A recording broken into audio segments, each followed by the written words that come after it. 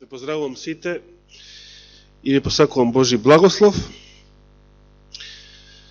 Ми беше мило што библиската полука до некаде убаво ја опфати оваа тема за Ерусалимскиот собор.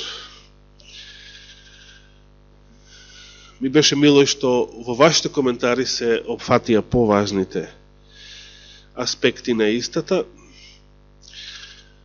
Јас сакам само да споменам, ќе ја дочитаме 15-та глава, колку да формално ја завршиме со Јакововиот предлог и со резолуцијата. И ќе споменам некои работи што немаше време да се споменат на лекцијата. Прво, веројатно сите сте свесни дека недалава што измина во Македонија беше прославен еден муслимански празник. И не само во Македонија, секаде каде што живеат муслимани во светот. Знаете ли кој е тој празник? Што значи тоа? Барем значи празник. Курбанот е името на празникот.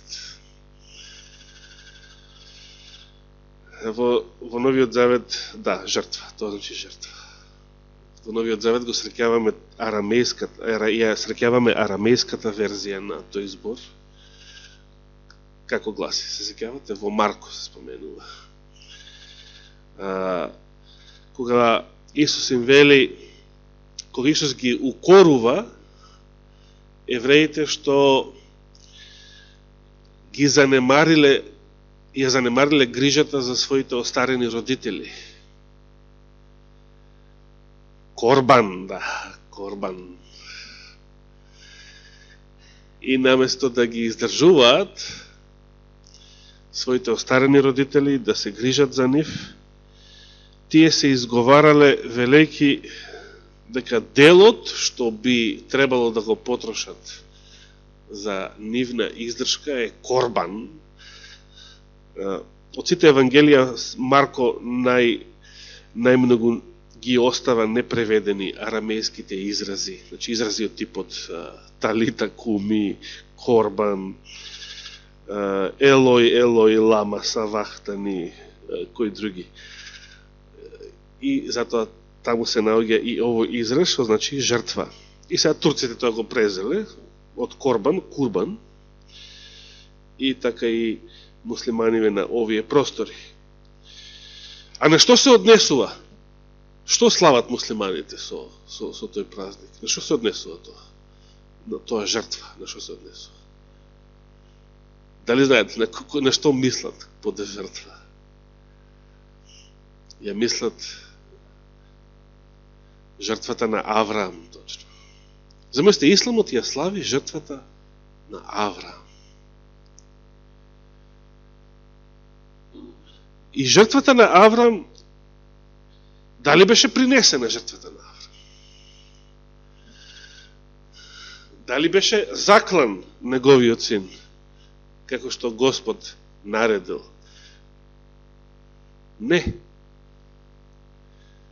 Ако читаме таму, прво Месеева 22 глава, ќе видиме дека тоа не се случило. Господ наредил, навидум чудно, неверојатно, страшно, морбидно, Аврам да го принесе на жртва својот син. Но на крајот, откако Аврам и го положил тестот на верата, откако и самиот Исак го положил тестот на верата, бидејќи тој бил возрастен син, тој можел да рече, можел он да избега, да не се сложи со тоа. Меѓутоа Исак покажал дека бил воспитан син во стравот Господов. Затоа Аврам, впрочем, беше избран, затоа што за него беше тоа проречено. Знам дека ќе ги воспита, ќе ги научи своите синови, своите потомци после него. И наместо тоа ангелот им покажал, ова само на брзина го поминувам, бидејќи не е тоа темата, им покажал јагне. Како се нашло тоа јагне во грмушките, тоа е многу интересно. ситуација, која што покажува дека за Господ не постојат занемарливи ситници. Во секое време познато му е се што се случува било каде на планета. До најзанемарливи ситници, значи во овој момент по која траекторија ќе пролета мувата, да речеме, или некоја оса, или некој комарец. Најзанемарливи ситници во секој момент, секој време. Се е тоа познато на тој бесконечен компјутер, кој што може да ги искомбинира сите тие ситуации за да направи нешто што е по негова волја. Зошто на Аврам му беше спречена раката да не го заколе? Замислите, Аврам ја крена раката, прашање се колку муслиманите го знаат ово. Што знаат? Дали го знаат одговорот на ова прашање? Знаат ли зошто на Аврам му беше спречена раката да не го заколе својот син? За жал македонците тоа не го знаат.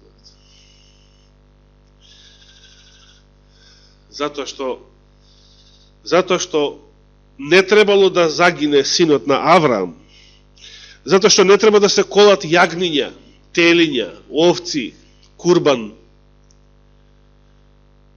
Сето тоа било, како што рековте и самите, за да се насочи вниманието на Божиот син, неговата жртва. Божиот син требаше да биде заклан. Божиот син требаше да умре заради нашите гревови. Затоа нема спасение без него. Затоа е тој пат од вистината и животот. Затоа ние не треба денес да колиме курбан. Како што не треба да колиме луѓе.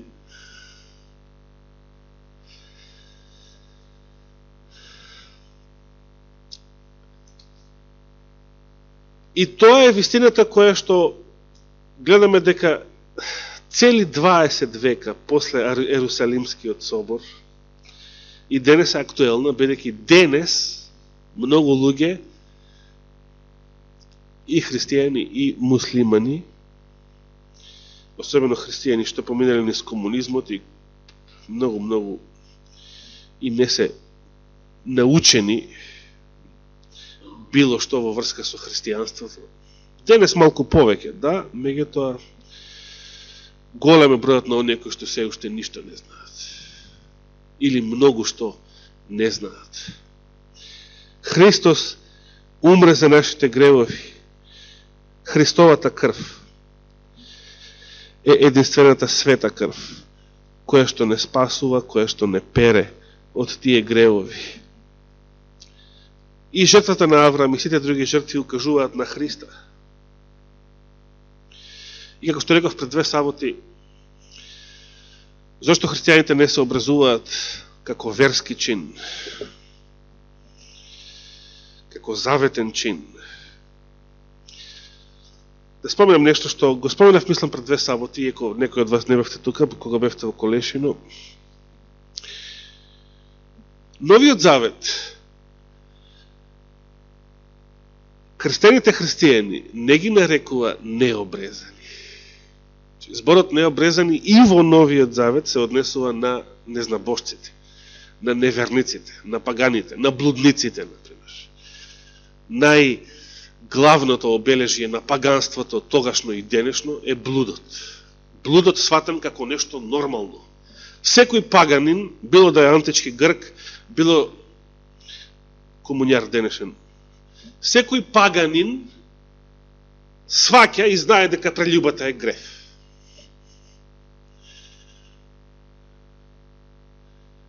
Но кога е блудот во прашање, тоа било нешто нормално за грците, например. И ден денес исто. И на тоа требало христијаните, значи оние што потекнуваат од паганство, од незнабоштво, тоа требало да им се нагласи. Не дека од сите 613 заповеди, само тие 4 треба да ги држат. Како што разбрали. За жал, некои христијани. И протестантите често, например.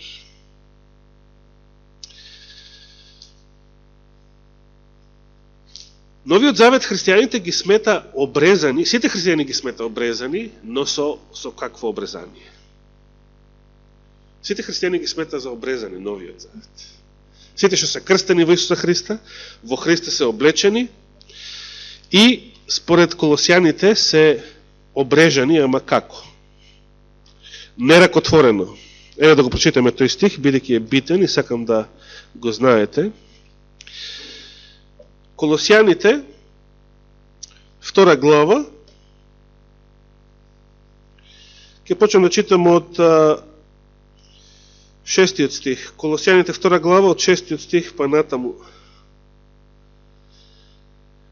Поради тоа како што го примивте Господ Исус Христос, така и одете по Него, вкоренети и утврдени во Него и укрепени во верата, како што сте научени, изобилувајќи во неја со благодарност. Браќа, тука може да се подсетиме на дискусиите кои што брат Зоран посведочи дека го одвлекуваат нашето внимание од Христа.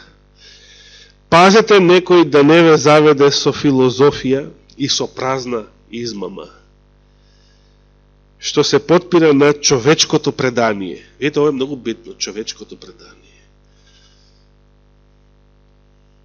Пример, денес се порекнува личноста на Светиот Дух, затоа што пионерите на адвентизмот така верувале. Тоа е човечкото предание. И сега многу што можеме да споменеме како пример за човечки преданија во верата. На стихиите на светот, елементите на светот, а не по Христос. Значи, што е филозофијата и празната измама со која што може да бидеме заведени? Нешто што е само човечко предание и што е втемелено на стихиите во светот. Световна мудрост, световна филозофија или човечко предание, а не по Христос. Никогаш не е премногу да се нагласува Христос во верата, бидејќи, како што рековте и самите, многу е лесно во нашиот верски живот, без оглед кој колку поминал во црква, откако се крстил или ако е од порано уште и роден и пораснат, во нашиот верски живот е секогаш многу лесно да се забега од Христа, да се изгуби Христос. Што мислите? Според вашето искуство, што мислите? Дали е лесно да го загубиме Христа или не е лесно да го загубиме Христа? Ако не сме будни, ако не внимаваме, ако не се молиме, што е полесно?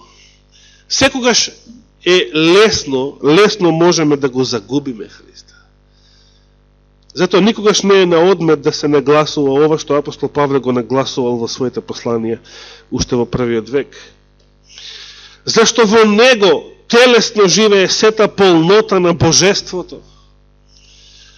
Имаме јеховини сведоци кои што во Александар Палас има собор денови. И кои што ова не сакаат да го знаат, не дека не може да го знаат, одбиваат да го знаат. Што ќе каже Бруклин од оние двете кули онаму? Павле што кажува не е битно. Библијата што кажува не е битно. Човечкото предание.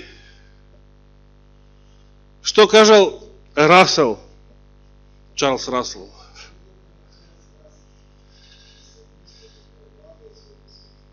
Зашто во него телесно живее сета полнота на божеството во Христа. И вие да бидете исполнети во него, кој е глава на секое началство и власт. Замислите, Павле како го воздигнува Христа. Христос е повисок од било која земска власт. Значи, и Трамп и Путин се само фигури. Тие и така се фигури за некои други играчи. Меѓутоа, сите се фигури на таблата за господовите прсти. И не можат да ја пореметат неговата волја. Христос е повисок од секое началство и власт. Христос е повисок од секое божество, идол, демон, од сето оно од што луѓето се плашат. Христос е повисока власт од сите нив. И сега 11 стих дојдовме. Во Него, значи во кого? Во Христа. Во Него сте и обрезани преку неракотворено обрезание. Какво е тоа? Откако го соблековте гревовното тело на плотта преку обрезанието Христово. Ова е многу длабока мисла. Само за ова би можел да држам проповед. Во Новиот Завет сите верници се сметаат за обрезани со Христовото обрезание. Неракотворното. Кога Христос бил бебе, кога го обрежа во Израел, тоа било ракотворно, тогаш кога него го обрежа. Меѓутоа, наречено е неракотворно за нас. Затоа ние не треба да се обрежуваме како заветен, како верски чин.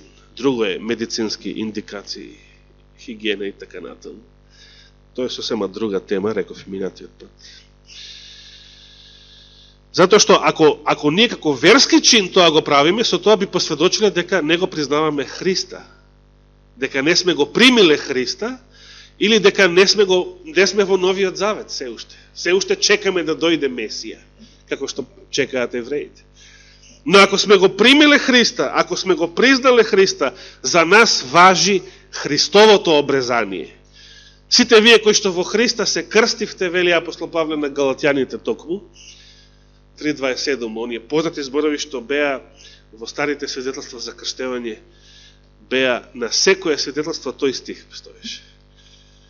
Че без оглед кој каков стих добил за крштевање од страна на библискиот учител или проповедникот, беа отпечатени овие зборови од Галатјаните 3.27 како посебен стих.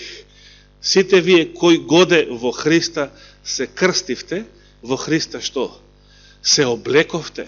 Значи, Христовото обрезание важи за нас затоа што Христовата праведност важи за нас. Обрезанието било само знакот на заветот.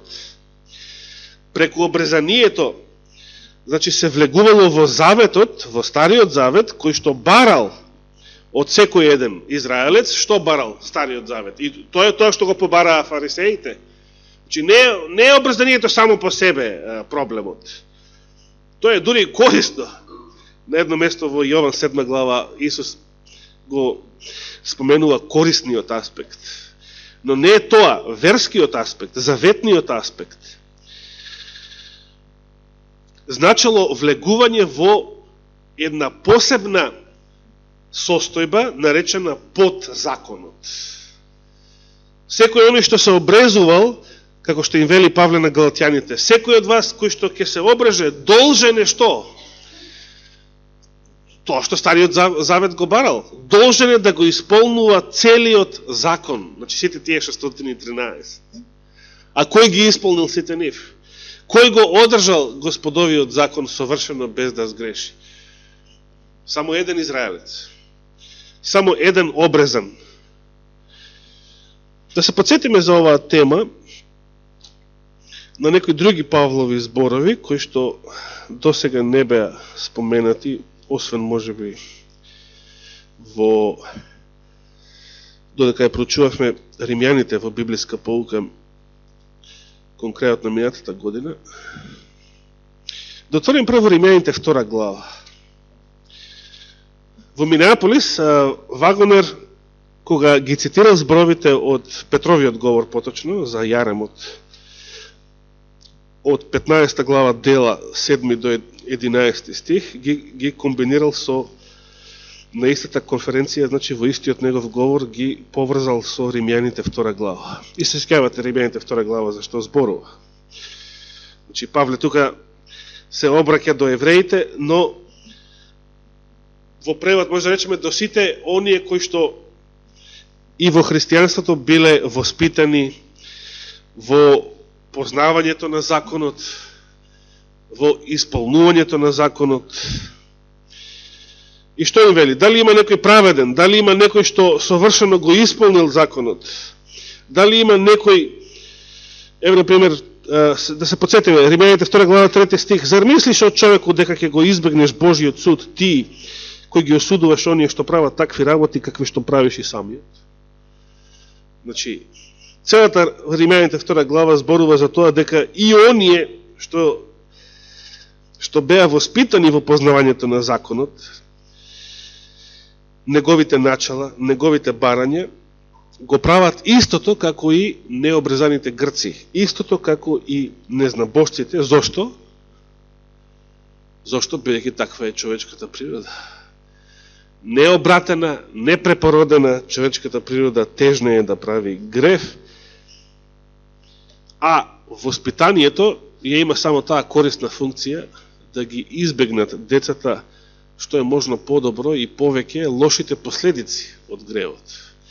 Но воспитанието и дисциплината не те лечи од гревот.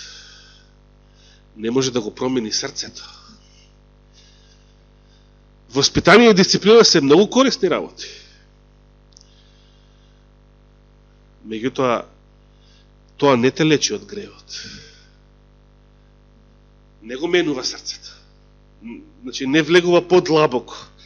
Тоа го прави само благодатта, само силата на Светиот Дух го прави тоа. И тоа е новиот завет. Не сме под законот, туку сме под благодатта. Ке зборувам посебно за значењето на тие два израза. Некоја наредна прилика, може и следната сабота, ќе видиме. Би сакал во втората глава од Римјаните да ќе прочитаме само тука при крај некои од неговите зборови на апостол Павле. Видите што пише, например, во 25 стих. Римјаните 2 глава 25 стих. Истиот Павле.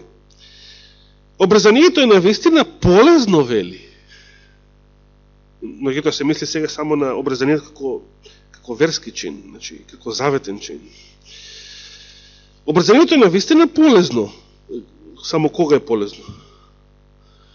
Вели, ако го извршуваш законот, само тогаш е полезно. Инаку нема фајде. Има ли фајде муслиманите што се обрезуваат? Има ли фајде евреите што се обрезуваат? Нема фајде. И разни други народи, по традиција. Зошто нема фајде? Се тие исти грешници. Обрезанието е навистина полезно, но ако го извршуваш законот, ако пак правиш престапи против законот, 25 стих, тогаш што се случува?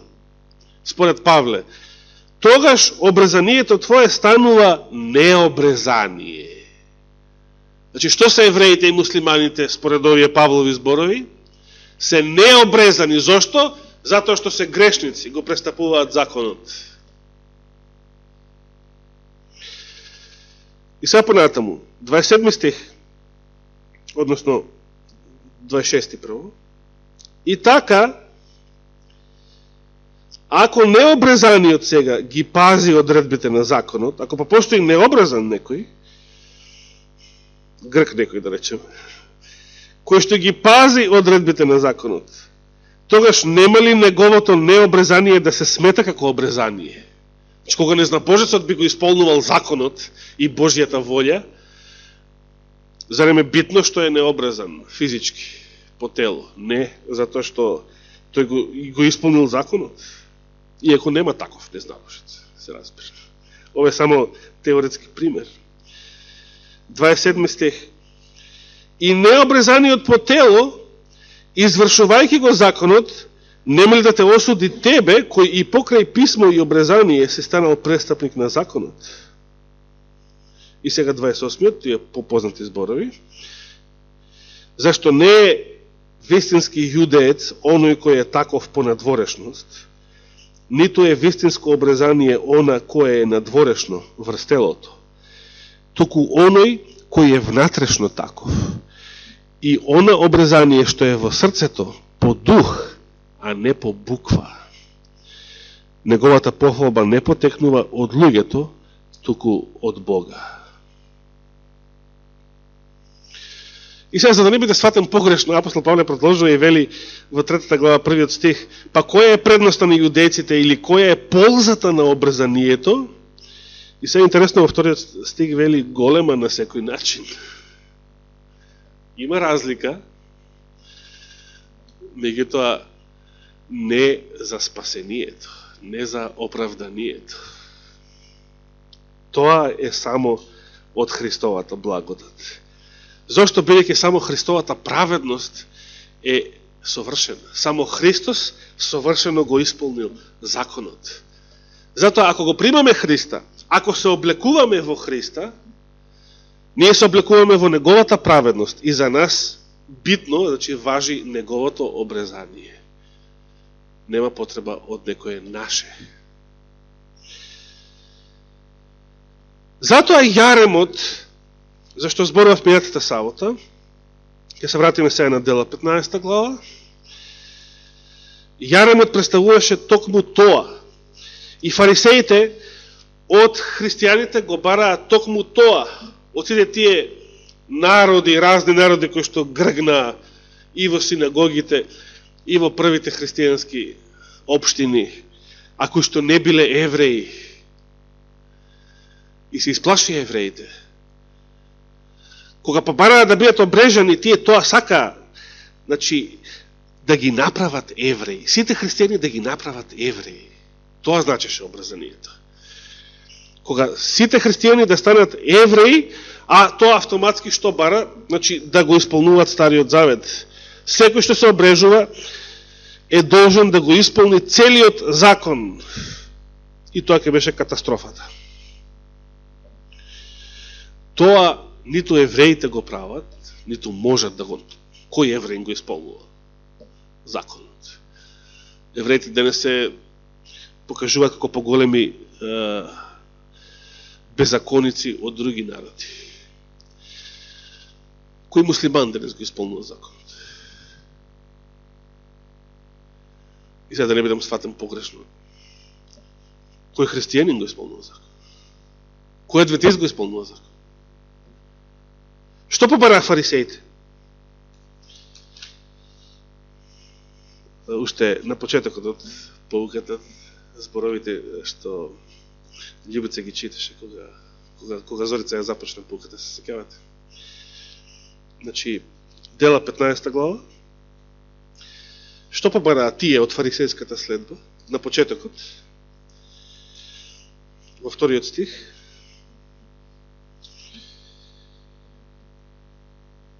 Во 1 стих се вели, а некои луѓе слегоа од Јудеја и ги подучуваа браќата, ако не се обрежете според обичајот Мојсеев,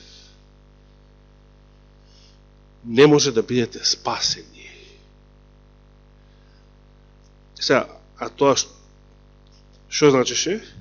Ако не го исполнувате целиот закон, значи 5 стих конкретно го беше читан за време на поуката, тогаш станаа некои од приврзаниците на фарисеите, вели овој превод, или фарисејската следба, вели другиот превод, што беа поверувале, значи овие фарисеи беа крстени христијани, поверувале, тие го прифатале Исуса за Месија, биле членови на црквата.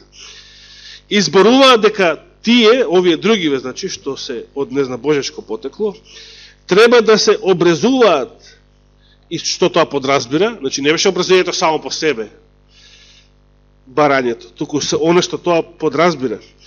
И да им се заповеда да го пазат законот Мојсеев, значи целиот закон. А пред тоа 1 стих, ако не се обрежете според обичајот Мојсеев, не може да бидете спасени. Што ги зборови? За да бидете спасени, што треба? Стариот Завет. Треба да го исполните целиот закон. Кој тоа го направил?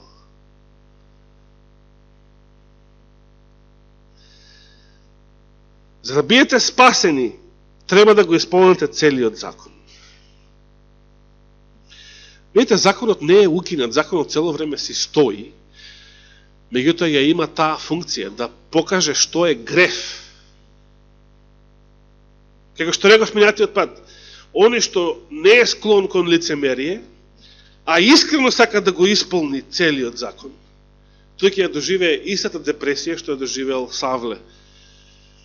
Јас, несреќен човек, истата фрустрација, истиот психолошки проблем, тој ќе се осети изгубен. Изгубен ќе се осети. А тоа треба, тоа е задачата на педагогот, на законот. Законот сака, видите, во оваа светлина колку е погрешно да се зборува дека законот е укинат. Законот си постои цело време, но ја има таа функција да покаже што е греф. Значи, протестантите кога велат дека е укинат законот, тоа исто кога да речете во вашата, од сега натаму во вашиот дом да не постојат огледала, ги кршите сите огледала, ги фрлате надвор и не ви требаат. Дали е тоа паметно? И како што целиот град денес, за разлика од минатиот век, целиот град кај да се свртише огледала. Сега замислите по секоја улица што проаѓам низ градот да фатам да кршам све изло, све што е огледало. Све што покажува каков сум во реалност. Треба да го испокршам целиот град.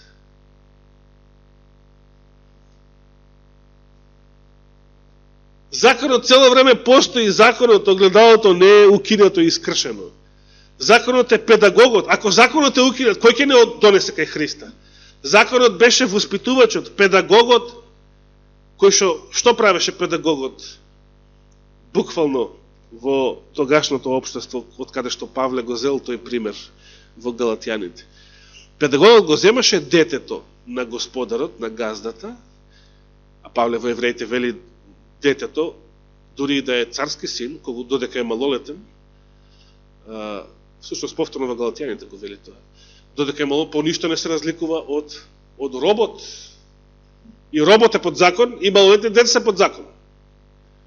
Што ако е и син на газда или на аристократ, додека е малолетен е под закон? Педагогот го земаше детето за рака и го носеше на училиште. Во превод, законот не зема нас за рака и не носи каде? Кај Христа. Тоа му е задачата на законот. Законот треба да не убеди, да ни покаже какви сме. Не како се замислувам ја сами од себе си, или каков бев пред 20 години, на старите фотографии, туку каков сум сега, кога ќе искочам да се прошетам низ Скопје, да речем, и огледала на сите страни.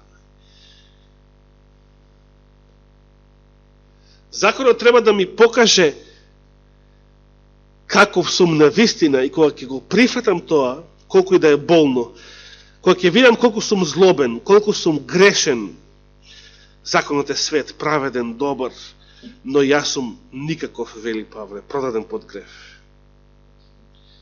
Тогаш кога тоа ќе го сватам, кога ќе се скрши и ќе се фрли во прав целата моја праведност, тогаш законот ме однел кај Христа. Тоа е неговата задача, задачата на педагогот. Само тогаш кога ќе се осетам изгубен, само тогаш ќе побарам спасител. Само тогаш ќе почувствувам потреба за спасител. И само тогаш ќе го најдам спасителот. Пред тоа не може да го најдам. Додека јас мислам дека е со мене се окей, дека сум добар, подобар од другите, во црква, во комши, на работа, спасителот нема да го најдам. Зошто фарисеите не го нашле Христа? Зошто не го препознале Христа? Зошто не го прифатиле Христа? Зато што тие беа здравите, нели? Христос им рече, јас дојдов на грешниците да им проповедам покаяние. Болните имаат потреба од лекар, а не здравите. Они беа здравите. Они беа оние на кои што ништо не им треба, кои што се богати. Богати се збогатив и ништо не ме треба. Има ли таквиот потреба од лекар? Се разбира, нема. Само кога ќе се осетам изгубен, никаков, кога ќе кренам раце, кога ќе ја осетам таа безнадежна состојба, таа безнадежност, нема излез. Само тогаш ќе осетам потреба за спасител. Тоа што ќе станам беден и несреќен како човекот од Римјаните 7 глава. Тогаш законот ме довел кај Христа, кај стручњакот за безизлезни ситуации и за невозможни решенија. Тогаш законот ја исполнил својата задача. Педагогот, воспитувачот ме донел кај Христа. И тогаш можам да бидам оправдан со вера, да бидам облечен во Христовата праведност. Да запее моето срце исполнето со радост за тоа богатство, за тој бисер, за тоа спасение од таа безизлезна состојба. И да посакам тоа да го споделувам со други, да го проповедам на други, да им сведочам на другите за тоа искуство. Токму затоа, така и беше формулирана одлуката на Апостолскиот собор. 13 стих ќе почнем да читаме. Ќе завршиме можеби другата сабота. А кога тие престана, значи Павле и Варнава, кажувајќи ги своите искуства, предходно Петар нели зборуваше, го кажа првото негово искуство со Корнелие и останатите. Светиот Дух веќе го решил тоа прашање. Тој се излеал врз оние кои што се уште не беа крстени со вода, а камоли обрезани. Прво беа крстени со Свети Дух, па потоа со вода. И Светиот Дух не побара да бидат обрежани. Кога тие престанаа, тогаш прозборе Јаков и рече: мажи браќа, слушнете ме, Симон изложи како Бог најнапред ги посети незнабожците, за да избере од нив народ за неговото име. И сега цитира едно многу важно пророштво од книгата на пророкот Амос, кое што и ден денес не е многу јасно што треба да значи и на што значи ова пророштво. Тоа е во Амос 9 глава 11 и 12 стих. И потоа ќе се вратам, вели Господ, и пак ќе го подигнам паднатиот дом на Давид. И неговите урнатени ќе ги поправам и ќе го издигнам. За да го побараат Господа и другите луѓе и сите народи кои се наречени со моето име, така вели Господ кој го прави сето тоа. Познати му се на Бога, тука завршува цитатот, Јаков продолжува, познати му се на Бога сите негови дела од создавањето на светов. Затоа јас мислам дека не треба да им правиме мачноти или да им ставаме бреме на незнабожците кои се обраќаат кон Бога. Туку да им се заповеда да се воздржат од идолски жртви, од блудство, од удавено и од крв, и да не му прават на друг ништо што ним не име угодно. И сега јас тука ќе престанам за денес и само ќе поставам едно прашање.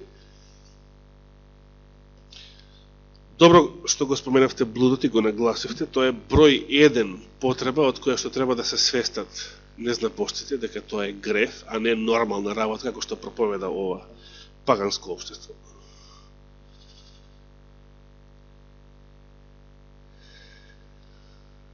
Идолски жртви, и тие се споменуваат на повеќе места во Новиот Завет. И тоа е морална заповед, нели?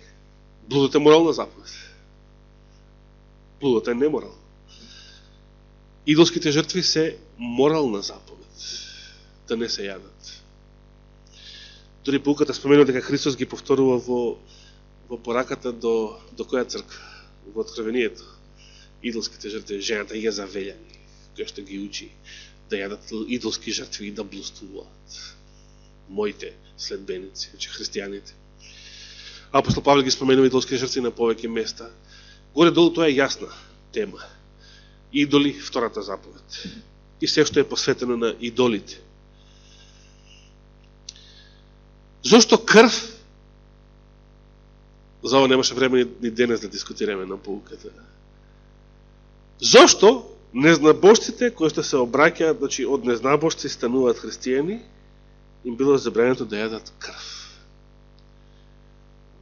А јадат, денес јадат. Православните јадат крв. Да. Значи, ова е актуелна тема и ден денес. За паганите е нормално да јадат крв. Паганите било нормално да јадат крв. Евреите пак според законот, што требало да прават? За да јадат месо, што требало да направат? И сега, што е тоа? Церемонијална заповед или морална заповед? Тоа е прашањето што го поставувам, ако продолжиме следната сабота. Зошто е крвта споменат? Ние сме склони да речеме дека тоа е здравствена заповед.